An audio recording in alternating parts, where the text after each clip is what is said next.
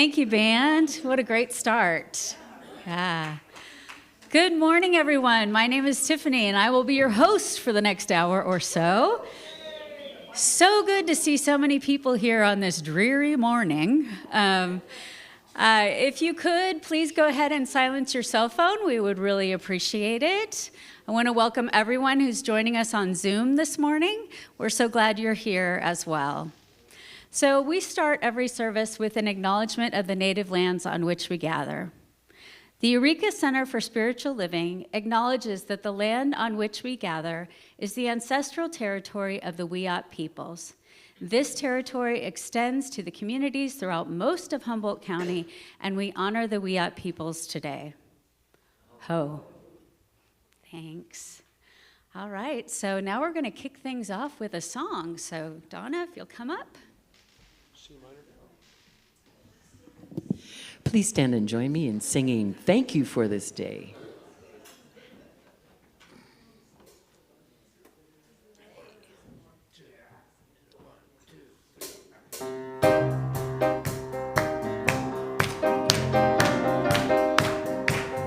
Here we go. Thank you for this day, Spirit. Thank you for this day. Thank you for this day, Spirit. Thank you for this day. This healing, this healing.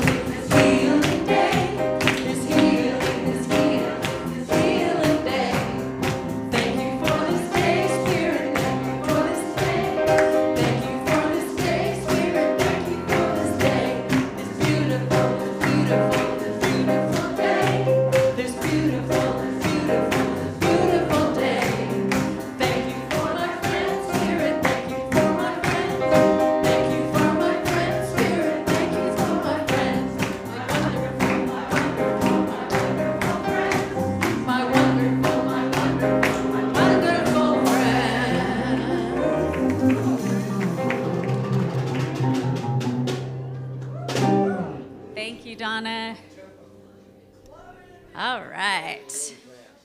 So if you'll join me in our opening affirmation, we are a welcoming community where the vibration of love lifts us, the wisdom of the ages inspires us, and the science of mind teaching empowers us. Please turn to someone and say, I honor the path that brought you here today.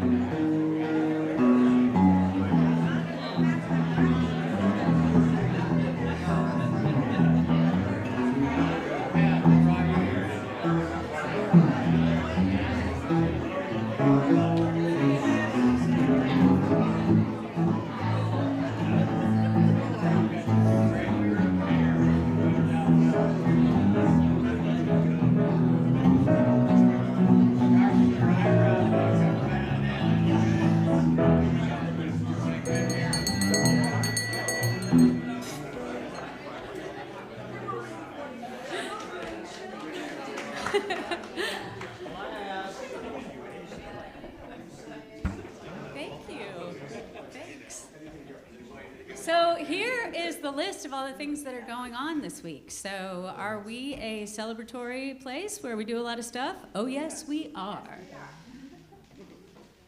So today we have a special guest speaker, the Reverend Dr. Georgia Prescott, who is here with us today. And she's not only going to give the message, but she's also going to host a workshop right after the service. And the topic of the workshop is something that I think we can all relate to, graceful aging. Oh, hell no. All right, so I encourage you to hang out. It's a $20 love offering for this workshop, and I'm excited about it. I've heard some of the questions that are involved, and it sounds like a really good workshop. Okay, also this afternoon is the Sharing Salon at 2 p.m. at Carol and James's house. So there's a great flyer over there and a sign-up sheet if you would like to carpool. This coming Friday is the Love of Writing workshop with Angelica and Lorna. That's in person here at 11:30. And then on Saturday at 10:30 in the morning, again here in person, we have our Gratefulness Gathering that's led by David and Lena. That afternoon, if you want to hang out and make a day of it, and you're a gentleman, is the men's group, and that is at 3 p.m., again, in person.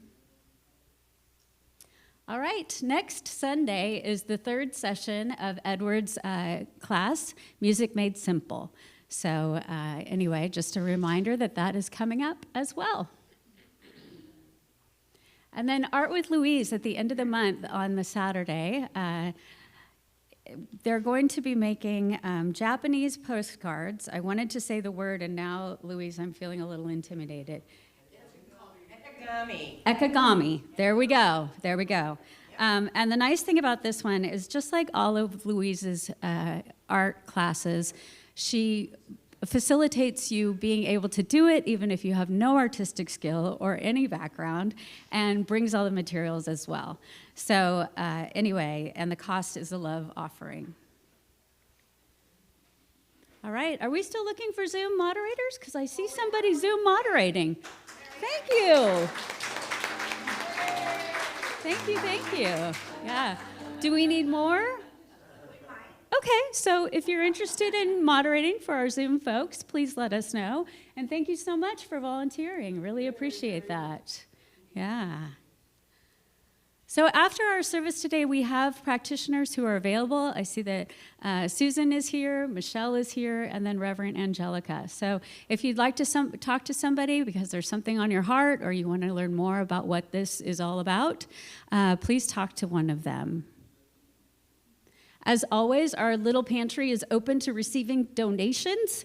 So if next time you go to the grocery store, you can get some single serving of different foods, that would be really helpful. One thing I want to mention is that right now we don't need any ramen. No ramen. But we do need more cans that have Pop Tops. Okay, so more cans that have Pop Tops is something that we need, but no ramen. This week. I always love that comment because ramen is so light and easy to carry in. So anyway, thank you for clarifying that. All right, so our theme for this month is learning to trust. So this is the slide that Scott has made us. Scott's not feeling well today, so if you could keep him in your thoughts, that would be great. The marathon wore him out. Yeah, exactly. Yeah. It's a lot of work winning a marathon, right? Yeah. Yeah. Thanks, John. I invite you now to decompress in your chair. Maybe let's take a cleansing breath. We'll sing this together.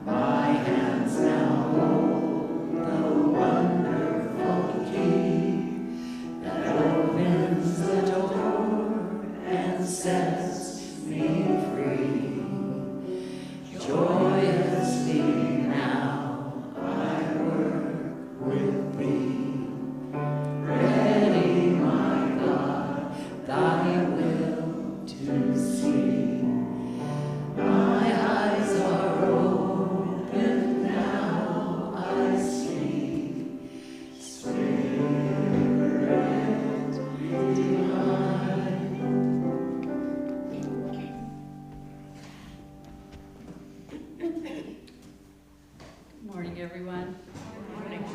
For this morning's moment of peace, I have a short reading from Reverend Kelly Robbins, who's writing in this month's Science of Mind magazine, and she is talking about fears, because that's the theme of the home office, and the value of spiritual practice.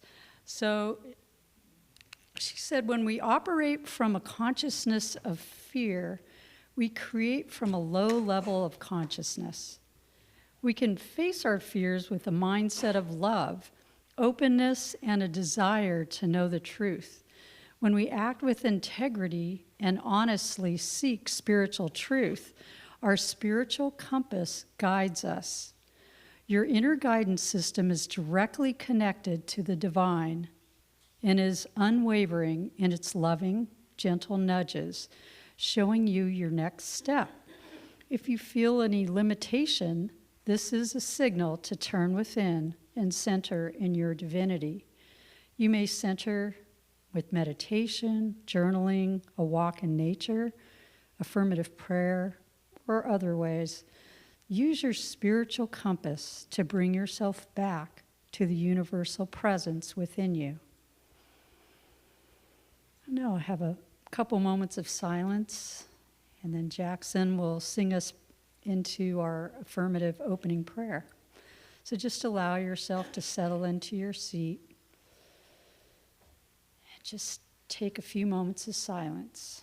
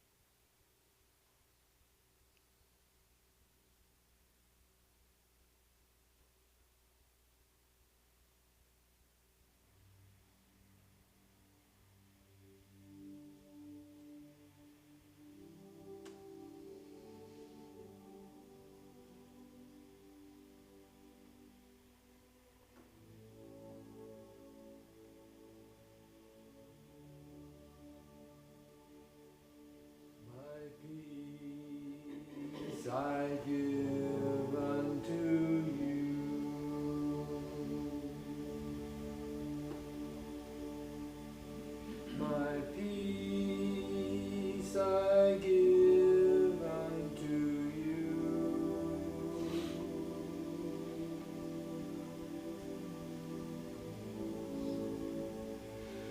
Not as the world giveth, give I unto you.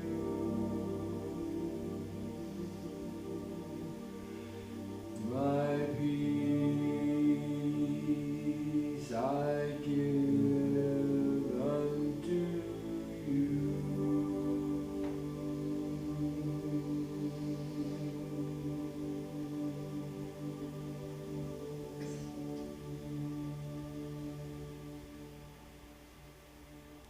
And settling into this peace that is within each and every one of us. I know that spirit is alive and well. I know that as we come together for this service this morning, to hear the words that Reverend Georgia has for us, that they will be the right and perfect words that we all need to hear, that we will take this message out into our communities and let it flow into the goodness of all. And I know that with this love and this light, this service unfolds in its right and perfect way, and so it is.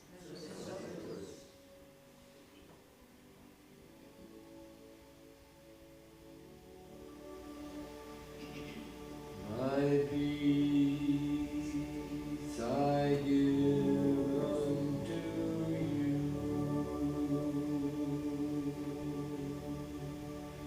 My peace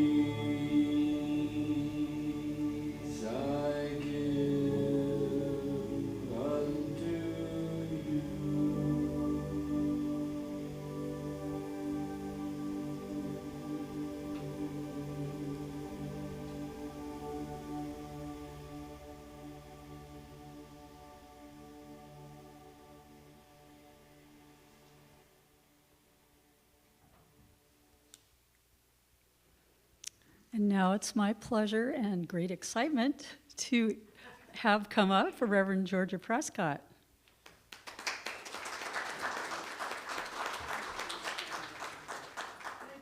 We're going to rearrange things a little from your normal experience. Only because I need to have my notes at like 120 fonts. You know that? Big notes. So I'm too short to see 120 fonts from that podium. So we'll use this. Tiffany, that's going to come down here. Oh, yeah. Just a minute, please. Right, and I've been asked not to rush things, huh? Oh, yeah. Your staff is working with you. Yes, yes. And this one has just a little bit. How far can you stand? Well, but while we get started, can you all hear me in the back, I think, before the microphone? Can they hear you Thank on you Zoom? so much. Can they hear you on Zoom? Can you hear me on Zoom? No. Here you go. You're ready. All right. So let me see. How tall are you? Right now, yeah. Okay. All right, thank you. Okay, thank you. All right, thank you so much for having me here. This is my first time at Eureka CSL, and I'm so glad, you know. I came up here primarily to speak, but also to check on Tiffany and David and make sure they were doing okay and doing the right thing. So it's good to be here, yeah. You know, I like to anchor my talk in a spiritual teaching of our founder, Ernest Holmes, or one of the other spiritual masters that he learned from. And so today the spiritual truth that I'm anchoring my talk in, God can only do for us what God can do through us. So all of you who've taken foundations, you know that phrase, God can only do for us what God can do through us. And I thought about it because I've been worrying a lot about America, as many of you have as well. Excuse me. And so I titled my talk, Can God Save America? And I thought, well, God can save America, but only through Americans. Because God can only do for us what God can do through us. My talk today is based on the Jewish scripture from the Minor Prophets, in this case, the book of Micah, chapter 1, verse 8. And it's an important piece of scripture for us today because our country, as I don't need to tell anybody here, is in somewhat of a disarray right now, as it was in the time of Micah, that Israel was in disarray. Israel needed help just like we do to become a prosperous, harmonious, loving, communicating nation again. And when I say that, I mean for all its citizens. In trying to get help, God sent the Israelites 613 lessons, 613 laws that if they would follow them, God said, look, your life's going to be great. But can you imagine trying to learn 613 laws, especially when you're in disarray? And so God began to see that and said, look, you know what? You can't do that. That's too many. Let's take this 613, and I'm going to break them down into 3 laws. And 3 laws, you ought to be able to learn those, and if you learn them, you can uplift your life. The 3 laws are act justly, love mercy, and walk humbly with God. Well, I believe we're at a tipping point in this country to bring ourselves closer to the ideals from which we have fallen short in the last 400 years. That all people are created equal, and all people should be given the chance for the same opportunities as one another. In the direction that we're going, we can still do that. We may not agree on how to get to health and prosperity in our nation. we can listen to one another with respect and learn to walk with humility and speak to one another with humility. And I say learn to, because I think that we've forgotten how to do that. And what better place to do that as right here in this church, to become ground zero for a new movement that says, look, I'm going to walk humbly. May not be convenient for me. I'm going to act justly. I'm going to love with mercy. We all can do that thing. But just like learning 113 laws, it's going to take some work for us to do. So let's take a closer look at the 3. Number 1, act justly. Now, notice that I didn't say justified. I often like to act justified in my loud opposition to what I consider this current administration. I recently wrote a sharp, rebuking email to Senator Cassidy because I thought he voted wrong on a certain issue. Now, there's nothing wrong with writing to your senator, but the tone I used, the words I used, it's not helpful to call somebody cowardly. It's not helpful to ask somebody to grow a pair. Never mind what my mother would say about ladylike talking. It's simply not helpful in finding an ally to bring to the table to be able to develop and manifest some ideas that would be good for our country. What happened was I sank into good and bad. I'm good, he's bad. That's the end of it. Write the email, push send, let go. And I felt justified. I felt better. But it didn't do any good. It wasn't helpful. It wasn't somebody who was made in the image and likeness of God needs to go around doing with the idea that you're going to create change. God said in Micah, I want you to remember that you are your brother and sister's keeper. I want you to remember that although you can pursue individual freedoms, you have a responsibility to help develop communal opportunities as well, especially for those who may be struggling in some ways. You know, acting justly is hard, and it can be time-consuming and inconvenient at times. There are lots of opportunities for me to stand up and really behave as if I am made in the image and likeness of God when I'm in a situation that's I don't like or that's not helpful. But in order to do that, I have to be inconvenienced. I have to stand in sometimes what is discomfort. I'm reminded of a story of a soldier, a young Marine, in full dress uniform. And he decides he had met a girl before his deployment, and he decides to reconnect with her while he's on leave. But when he gets home, he finds out she's in the hospital for a minor procedure. So he decides to go and visit her. And he walks into the hospital, and he's walking down the hallway, and he hears an old man who's half delirious call out and say, son, you're home. You came home. You made it. And the soldier decided to walk in and just say hello before he continued on to what he hoped was going to be a first date. As he walked in, the old man grabbed his hand, and he didn't let go. And so the young Marine in his full dress uniform sat down, and for the next 27 hours, he just sat there with that guy until he made his transition, until he went on to his next expression. And he was able to do that because that kid was okay being inconvenienced to act justly.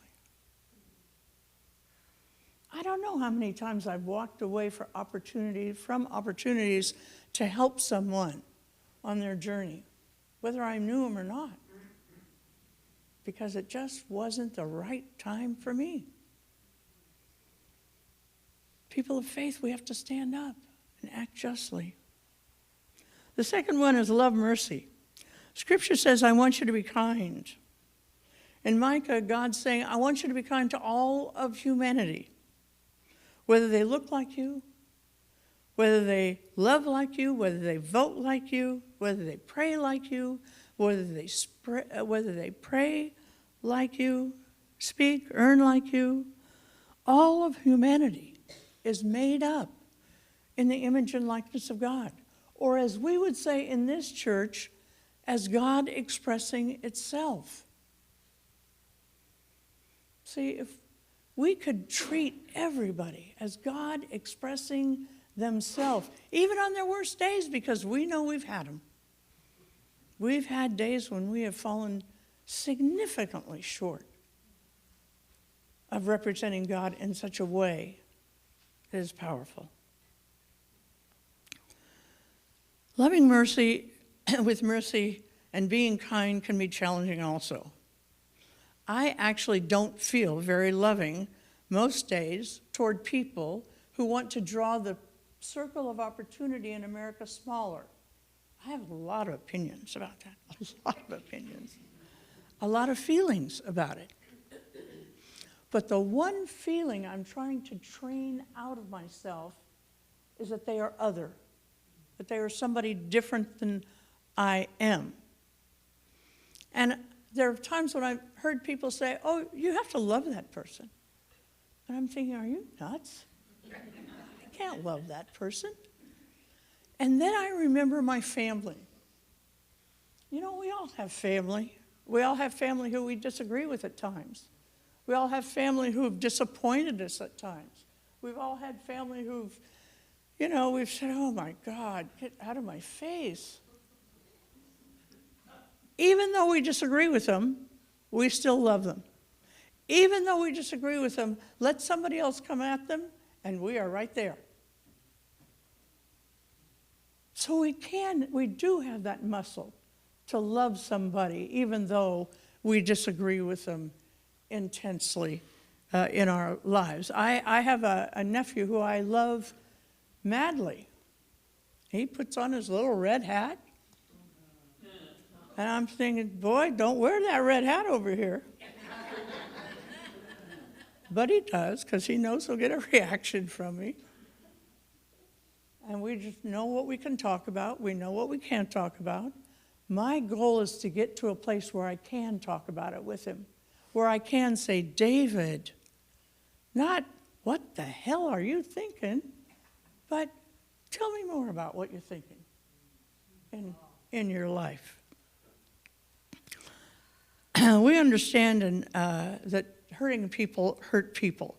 And our responsibility as science of minders is to love the people hurting the most.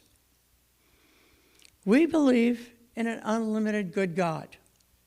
So if we could help people understand that our success does not limit your success, we can go on being as successful as we can be, and we should be. All the while helping people understand that that doesn't limit them. What can I do to help you be successful in this life? And finally, number 3, walk humbly with God. Don't let the words humbly get in the way of the word walk. If we are able to leave our ego at the door of injustice, if we are able to leave our ego at the door of fear of change and walk in a consciousness of prosperity and freedom and love, which are simply God's street names, prosperity, love, all of the spiritual principles, simply God's street names. When people ask me, what does your God look like? Because, nobody ever heard of science of mind. And so when I am somewhere, usually where I shouldn't be, And people say, what kind of church is that? I say it's a church with a definition of God that is so loving and so large that there's nothing we can do to fail through it.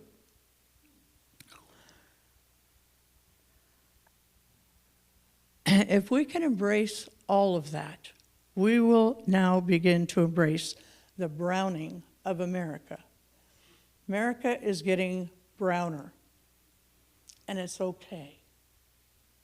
Just like people don't need to fear their success, they're not having success because we're successful, we don't have to fear brown people becoming a majority of this country and still be white people with successful lives. If we can embrace spiritual principle, that won't be a fear for us at all. In this commandment, walk humbly with God, we learn that movement is possible. Change is possible. But it won't happen with us sitting on the couch wringing our hands. Even in this regressive, fractured time, progress is at our fingertips. We have to walk toward it. I believe if we walk humbly with God, no matter how deeply racism is embedded in this country, change is possible. I believe if we walk humbly with God, healing those with lifestyle phobias is possible. I believe we can restore respect to Great Mother Earth if we walk humbly with God and put an end to climate change concerns. I believe that if we walk humbly with God, women can have equal pay for equal work in this society, and we don't need to fear a regression of women's rights in this country.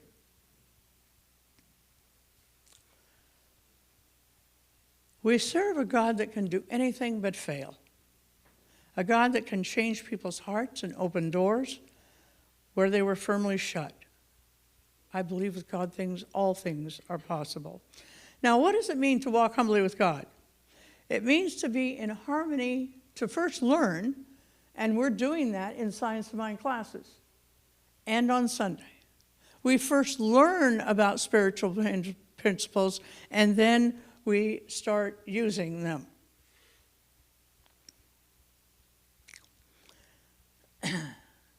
Humbly, because we know, and we know that we don't know everything. And that's a useful reminder for us every day. To do that, we have to follow the wisdom of this teaching, Science of Mind. First, be still. Take a look at what's in your heart that might be standing in your way of loving all sentient beings, no matter what their views. What's standing in the way of being curious about the view of others? What fear or childhood trauma might be playing out what seems like the wrong view? I have come to the conclusion, and I work with a group of recovering homeless people, recovering from drugs and alcohol mostly, in my retirement. But I'll tell you what, they need to recover from that. And I don't say they because they're different than me. I needed to recover from it, and I'm still recovering from it. And I give thanks to God that I am. But you know what they need to recover from more, and maybe even more deeply? Are what Bill Wilson and Dr. Bob call the conditions, the causes and the conditions, the trauma in their lives. We all have trauma of some kind in our lives, and it requires us to take a look at it so that we can face it and then begin to give other people a wider berth, because we just naturally will. We won't be as closed off. We won't be as frightened in life.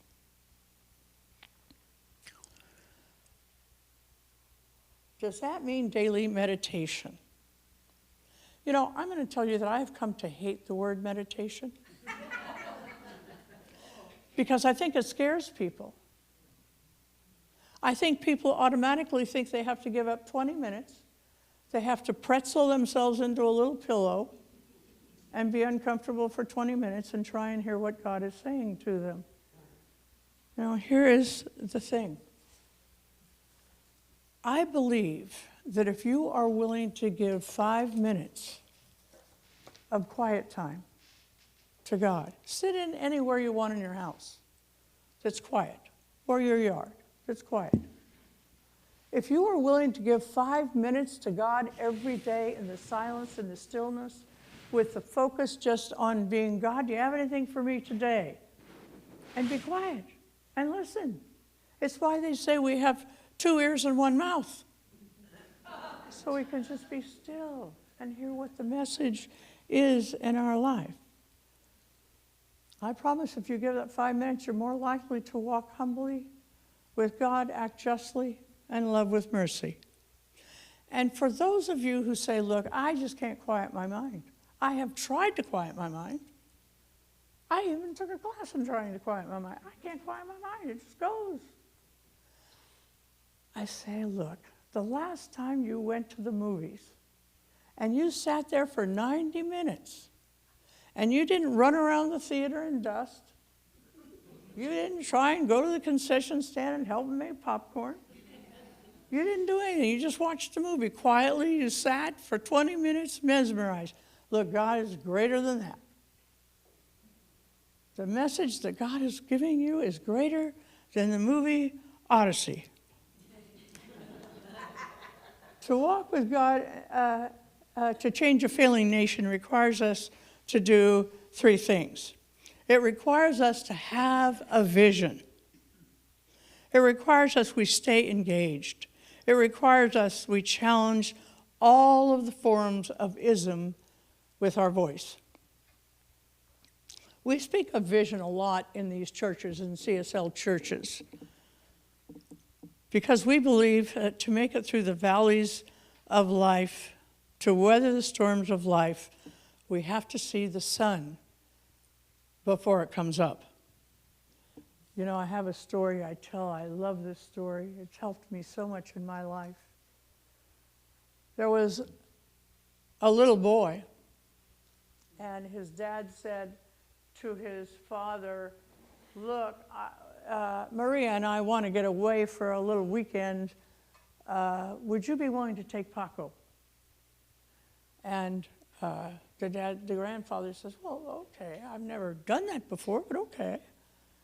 So the grandfather goes down to the store and buys a little ball and a bat, a little plastic ball and a bat. And he comes back, and he and Paco are having a pretty good time. And then Paco gets a little bored. And so the grandfather says, Paco, why don't you go out in the backyard and use your new ball and bat? And so Paco says, okay, puppy, I'll do that. So he goes out to the backyard, and he throws the ball up, and he takes a swing, and he misses. Throws it up, takes a swing, and he misses. Throws it up, takes a swing, and he misses. And his grandfather's watching all this through the kitchen window. And he says, goes out, and he thinks the kid's getting discouraged. And he says, honey, how you doing out here? And Paco says, puppy, I'm the best pitcher ever lived. That's how I want to live in my life. And we all can. We can all do that. But it's critical to have a vision. You need to see what has been laid out for us. We're in the storm, we need to see the other side. We're struggling, we need to see ourselves at peace. When we don't feel well, we need to see ourselves healthy. When we are we need to see ourselves going through things and coming out the other side. And that's where I am in this nation today. We need to see this nation going through this because there's no choice. We're going through it and coming out the other side, stronger, better, healthier. In fact, I don't think we can call ourselves people of faith if we don't have a vision. It's why Paul said, you can't just walk by sight. You have to walk by faith. Faith and sight are sometimes contradictory. Faith allows you to see what your eyes cannot sometimes see. Faith allows you to grab hold of tomorrow, even when you're stuck in an awful today. It was faith that allowed Dr. King to look into the darkness of racism in America and declare, I have a dream. It was his faith that allowed him to stand up and say, I have been to the promised land. I have seen the promised land. I have seen America that can rise up from the ravages of slavery and today's resulting racism. Dr. King's vision was a vision born of faith. When I asked the question, can God save America? I knew that I needed a better vision than the one I have right now. We need a vision that says yes to people, if people of faith of this land will have a vision of America. And you know, is that all you need? Maybe not, but it's the first thing we need, is a better vision for America. We need to sit for a few minutes every day and see an America that wraps its arms around all people. We need to see, we have a vision of America that where the historical blight and not the present day reality. We need a vision where our gender identity and sexual orientation is not a cause for anybody to hide who they are for fear of losing their job or getting put out of their house. We need a vision for America where chokeholds are banned and police departments are properly funded with new training for everybody. We need a vision for a land where seniors are not asked to make a decision whether they're going to have food or medicine on any given day. We need a vision of America where people of faith, where hunger is stamped out and guns, automatic weapons, which are military weapons, don't need to be on the street. I come from a family of hunters. I would never say that people don't need to have guns. But really, do you need a machine gun in order to kill Bambi? I don't think so. We need to envision America where that actually doesn't work. We need to envision America where health care is universal and where Black lives actually matter. Vision is critical to giving into the despair of what many of us feel right now. If we don't have a vision, we'll get the news reports and we'll believe them. If we don't have a vision, we'll give in to the diagnosis of the doctor. If you don't have a vision, you'll give in to the stereotypes. If you don't have a vision, you'll lock yourself into what was instead of what can be in our life. Now, I want to caution us to be careful. Vision is not sticking our head in the sand. It is not denying that measles exist. It's not denying that children are in cages under our watch. It's not denying that citizens of this country are becoming more estranged from one another every single day.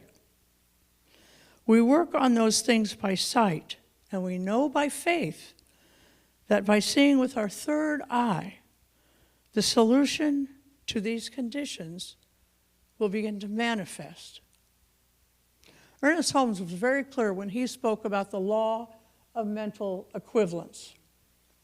We cannot see on the outer what we cannot see on the inner.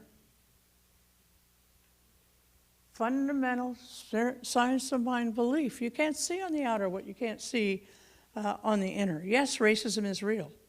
Yes, America has failed for 400 years in bringing truth to the statement that all men are created equal. But there are some signs that things are changing in terms of racism, and we need to celebrate each and every one of those, and to know that it is people of faith who are making that difference and jump on that train. It's true that monuments of racism were, until recently, they were coming down. It's true that people were being fired for their ignoracism when they posted hate on social media networks. It's true that no-knock warrants are banned in many cities right now. It's true that the Confederate flag no longer flies over the state capitol in Mississippi. Those things are all true. And we need to celebrate them as we continue to work on improving it even more. It's true that all of us have begun to join the movement in whatever way we can. For some people, it's a matter of simply giving 5 minutes to God every day and finding out what little thing we might do to change what's going on in the world. And it might be something very simple, like writing a better letter to the senator, to not calling him names. Other people, it may be getting a sign and going out and marching. I like to do that. Do I think it changes the needle? Not really, but I feel better. I feel like I'm doing something. Whatever it is. Maybe it's a phone call. Maybe you're writing postcards. Maybe you're just praying for people. Maybe you're seeing a person of color who is in trouble and just going up, not saying anything to them, just standing with them. It's whatever you want to do. Donna and I, we were wearing whistles for a long time. Now, nobody in our neighborhood was nothing was happening. We had our whistles just in case. We live in a gated community. Nothing was happening. No ice before coming. But we made it feel better until we said, this is ridiculous. We can do everything we want to. We can do anything we want to do because with God, all things are possible. Let's take this message into prayer, knowing that there is only one power in the universe. It's the power of love by so many names. The name of God, infinite intelligence, Allah, Elohim, the sacred grandmother tree, infinite wisdom. I give thanks for all of it. I give thanks for every person on the planet. I simply speak my word of oneness, authentic oneness, where we actually do the work to see each other in our full way of being. I give thanks for that. I release this word into the law, and together we say, and so it is. Before I sit down, may I just say a word about the workshop? The workshop is designed to look at external racism. Not designed to look at external, but what we're getting. You know, we're getting lots of messages every day about our age. Every single day. Some of them are subtle, most of them with good intention. But they're having an impact on us. And so the workshop is to begin to identify how we might have made our lives a little smaller because of those messages. Because here's the problem with those messages, is there's always a kernel of truth. You're not as strong as you used to be. Well, that's true, but I'm stronger than what you're trying to say I am. Yeah, I love my doctor. He's sick of me now because I'm like, you know, when I was a young lesbian and I just came out of the closet, there was a practice that we all had that we would tell every vendor that this was a lesbian dollar. Now, I would tell the guy at the gas station, you know, this is a lesbian dollar. What did he care? He didn't care. It's a dollar. That's what I care. The same thing is now true with age with me. I'm always saying, you know, something about it. So the woman goes to the doctor, and she's pain in her knee, right knee. And the doctor said, well, Betty, you know, I can't help it. You're just, you know, you're getting older, and that's what happens, wear and tear on your body. And she said, well, it's funny because my left knee is the same age, and it doesn't hurt.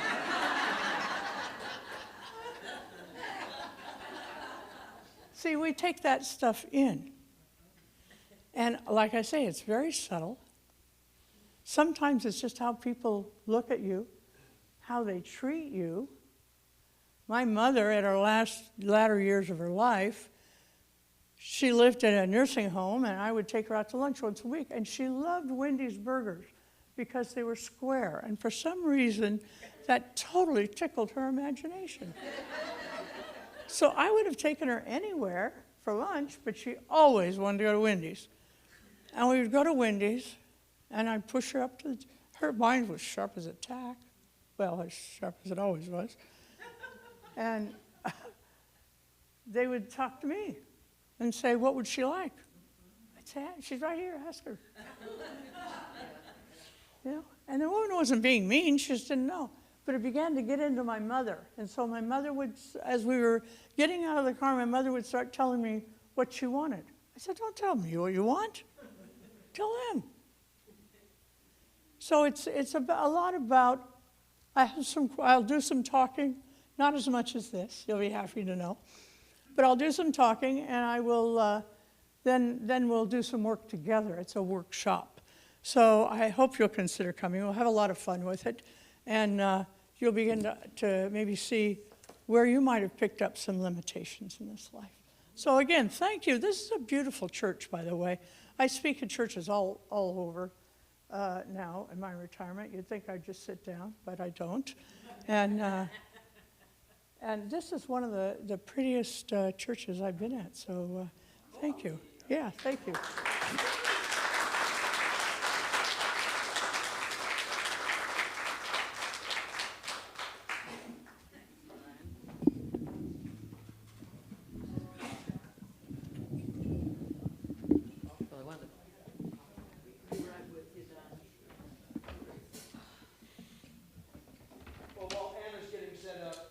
Though I think my name will be up there, why solo when you have all this help around?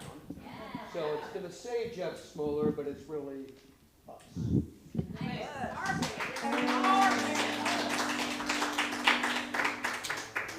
Jeff and the gang.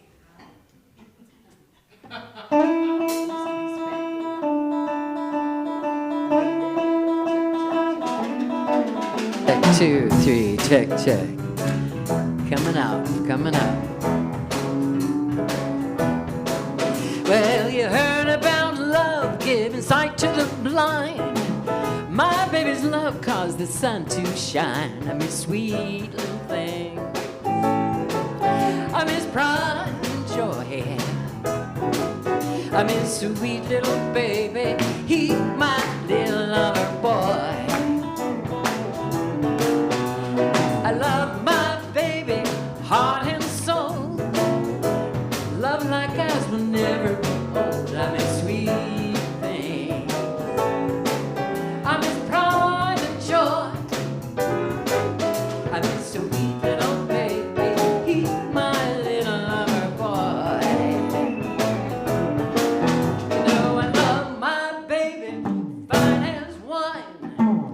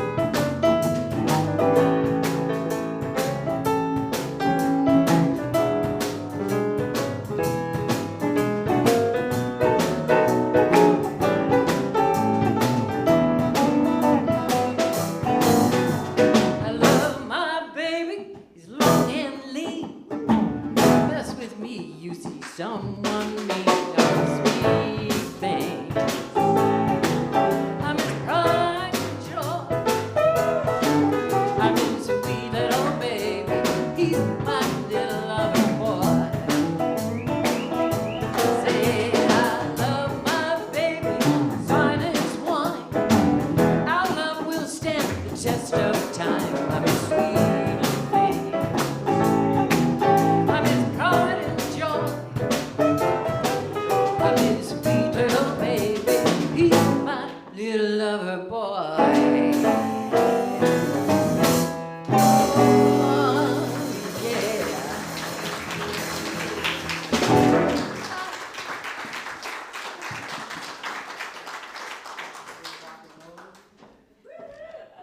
Thanks, everybody. That was great. All right, so now we're going to do our collection of our gifts. If you'll join me, I gratefully give from the fullness of my abundance, knowing my gift blesses this center, all in it and beyond. And so it is.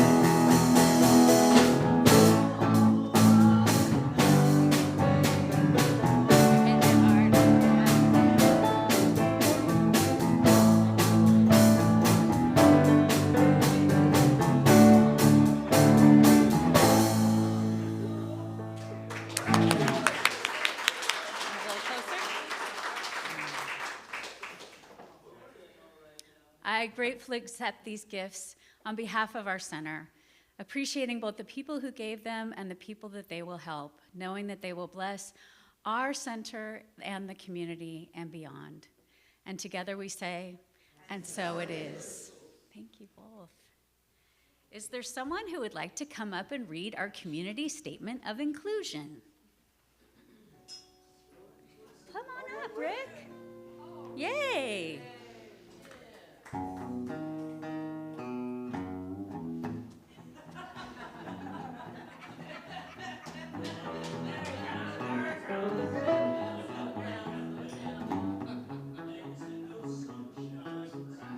you. We, the Eureka Center for Spiritual Living, are a community that celebrates diversity, fosters inclusion, champions inner work, and creates space for brave, vulnerable conversations. We are a community that honors the unique emanation of God that each person embodies and advocates with people for human rights and dignity for all. We are a community that blesses each other, sees sacredness in all life, remain listeners and learners so that we may grow together, and understands that oneness is not sameness. Together now, we know our beloved community is revealed more fully when we love each other well.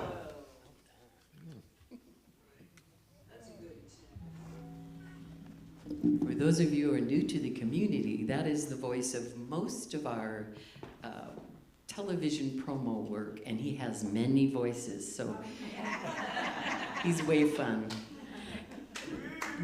Yes. And now if you'll join in a circle, we'll sing the peace song together.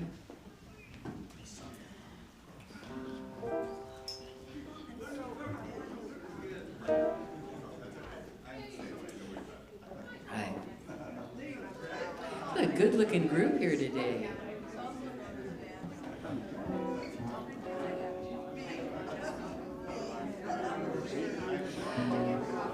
Yeah. Following the peace song today, we'll have about 20 minutes before we'll begin the workshop.